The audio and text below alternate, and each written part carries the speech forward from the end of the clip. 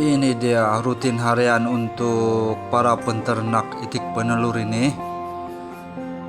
Kita kena bangun seawal pagi untuk memungut telur-telur ini kawan-kawan.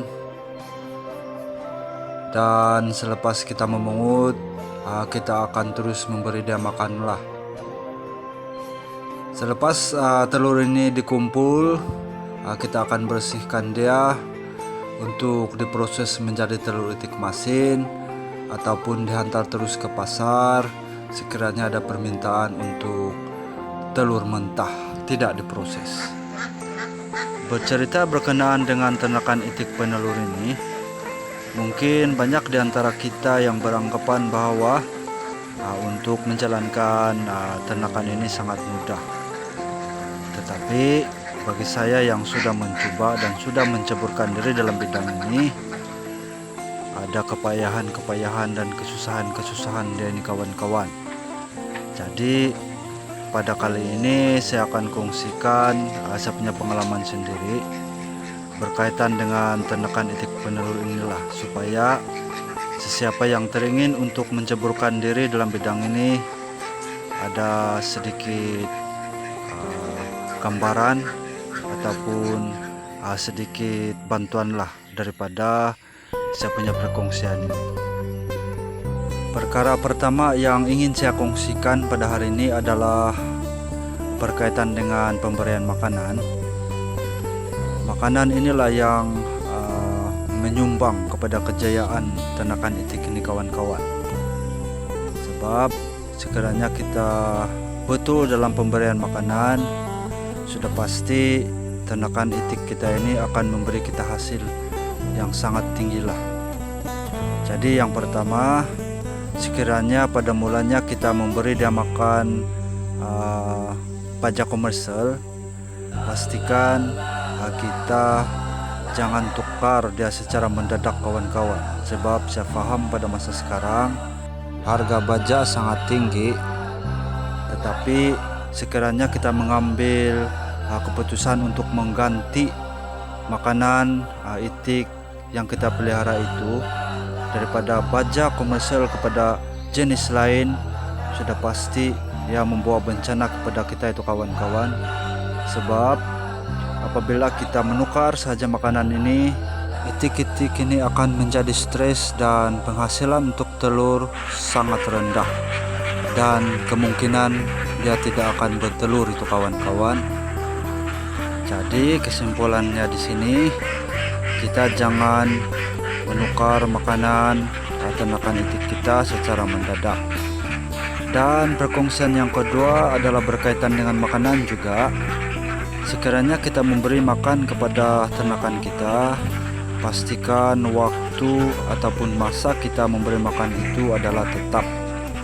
Sebagai contoh, sekiranya kita memberi makan pada jam 6, pastikan pada keesokan hari dan hari-hari seterusnya kita mesti memberi dia makan pada waktu yang sama.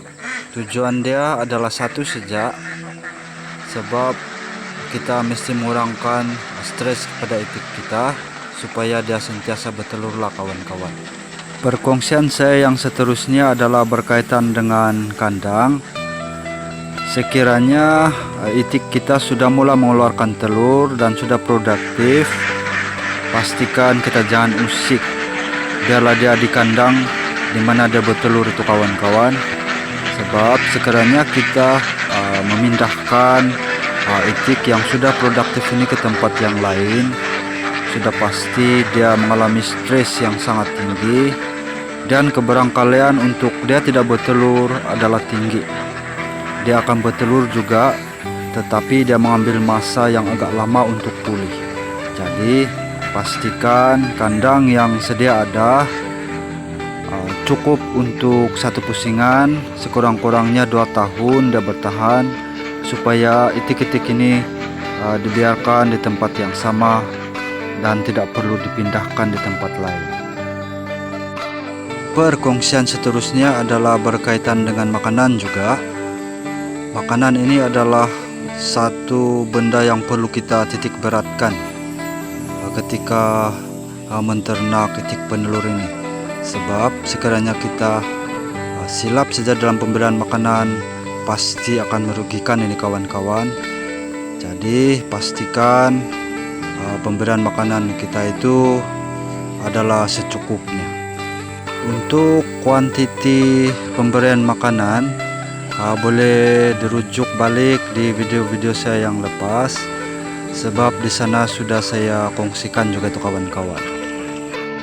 Perkongsian saya yang terakhir adalah berkaitan dengan pembinaan kolam. Sekiranya kita membuat untuk kolam itik, jangan terlampau luas lah kawan-kawan. Sebab sekiranya terlampau luas, itik ini akan bermain dan menghabiskan tenaga dia bermain di kolam ini kawan-kawan. Untuk pengetahuan, tenaga dia lah yang akan menjadi telur ini kawan-kawan. Jadi kesimpulannya di sini, sekiranya kita membuat kolam tidak perlu luas. Nanti tenaga habis, itik pun tidak bertelur kawan-kawan. Setakat itu sajalah saya punya perkongsian untuk hari ini.